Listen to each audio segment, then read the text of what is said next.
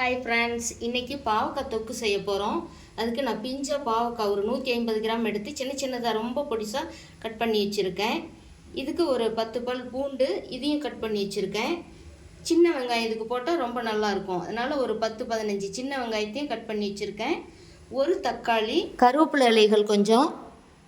இதுக்கு புளி பார்த்திங்கன்னா சின்ன நெல்லிக்காய் அளவு எடுத்து நான் அதை கழுவிட்டு தண்ணியில் ஊற வச்சு வச்சுருக்கேன். இப்போ இதை எப்படி செய்கிறதுன்னு பார்க்கலாம் வாங்க. பாவக்காய் தொக்கு செய்கிறதுக்காக இந்த மாதிரி குட்டியாக ஒரு தவளை வச்சுருக்கேங்க. ஏன் இந்த மாதிரி வச்சுருக்கேன்னா, இதில் அந்த பாவக்காய் நல்லா வெந்து வரும், நமக்கு சீக்கிரமும் அந்த தொக்கு ரெடி ஆகும். அகலமான பாத்திரமாக இருந்தால் அந்த அளவுக்கு நமக்கு நல்லா குக் ஆகாது.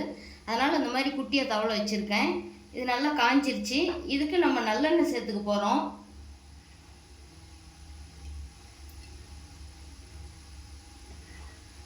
ஒரு 2 குழிக்கரண்டி சேர்த்துக்கிறேங்க. நல்லெண்ணெய் சேர்த்து செய்யும் பொழுது இது ரொம்பவே நமக்கு நல்ல சுவையாகவும் இருக்கும், ரொம்ப வாசனையாகவும் இருக்கும். எண்ணெய் நல்லா காஞ்சிருச்சிங்க. கொஞ்சமாக கடுகு உளுந்து சேர்த்துக்கலாம். இதோட கொஞ்சம் ஒரு 1/4 ஸ்பூன் வெந்தயம் வாசனைக்காக சேர்த்துக்கலாம். நல்லா பொரிஞ்சு வந்துருச்சு. கொஞ்சம் கருவேப்பிலை இலைகள் சேர்த்துக்கிட்டு நம்ம கட் பண்ணி வச்சுருக்கிற பூண்டு சேர்த்துக்கலாம். பூண்டு கொஞ்சம் வதங்கி வருது. இப்போ இந்த வெங்காயத்தையும் இதில் சேர்த்துக்கலாம். இந்த வெங்காயம்லாம் பாதி வதங்கி வந்திருக்கு. இந்த சமயத்துக்கு நம்ம கட் பண்ணி வச்சுருக்கிற ஒரு தக்காளி இதோட சேர்த்துக்கலாம்.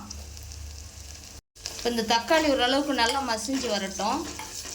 ஒரு 2 நிமிஷம் வதக்கிக்கலாம்.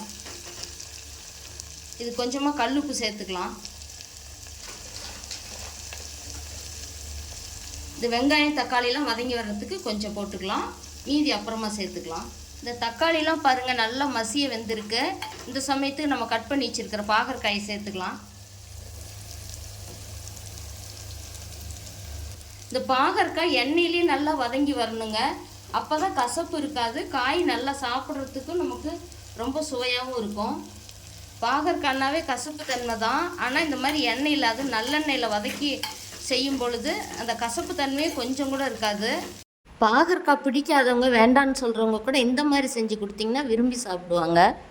காய் நல்லா வதங்கி வந்துருச்சுங்க. இந்த சமயத்துக்கு நம்ம மசாலா தூள்லாம் சேர்த்துக்கலாம். கொஞ்சம் பெருங்காயத்தூள், தேவையான அளவுக்கு மஞ்சள் தூள், ஒரு 1/2 ஸ்பூன் சாம்பார் தூள், 1 ஸ்பூன் மல்லித்தூள், 1/2 ஸ்பூன் குழம்பு மிளகாத்தூள்.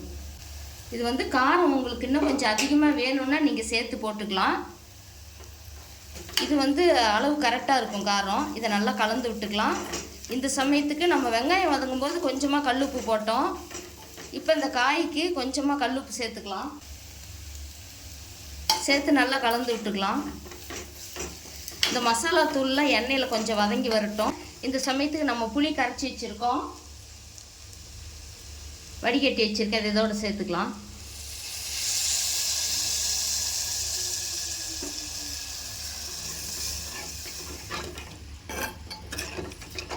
அவ்வளோதாங்க. இது நல்லா வெந்து வந்துச்சுன்னா நமக்கு பாகற்காய் தொக்கு ரெடி ஆகிடும். அந்த புளி கரைச்சத்துலேயே திரும்ப நான் கொஞ்சம் தண்ணி ஊற்றி கரைச்சி வடிகட்டிட்டேன். அதையும் இதோடு சேர்த்தாச்சு. இப்போ இது கொஞ்ச நேரம் நல்லா வேகட்டும். மூடி வச்சிடலாம். 4-5 நிமிஷத்துக்கிட்டே ஆயிடுச்சுங்க. பாருங்கள் நல்லா எண்ணெய் பிரிஞ்சு வருது. காயெல்லாம் வெந்து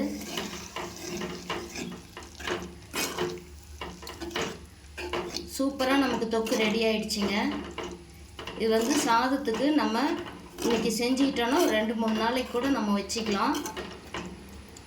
நம்ம கொஞ்சம் அதிக நாளைக்கு வச்சுக்கணுன்னா ஃப்ரிட்ஜில் ஸ்டோர் பண்ணி வச்சு கூட அப்பப்போ எடுத்து பயன்படுத்திக்கலாம். இதே போலவே நீங்களும் செஞ்சு பாருங்கள். இந்த வீடியோ பிடிச்சிருந்தால் லைக் பண்ணி ஷேர் பண்ணுங்கள், சப்ஸ்கிரைப் பண்ணுங்கள். தேங்க்யூ.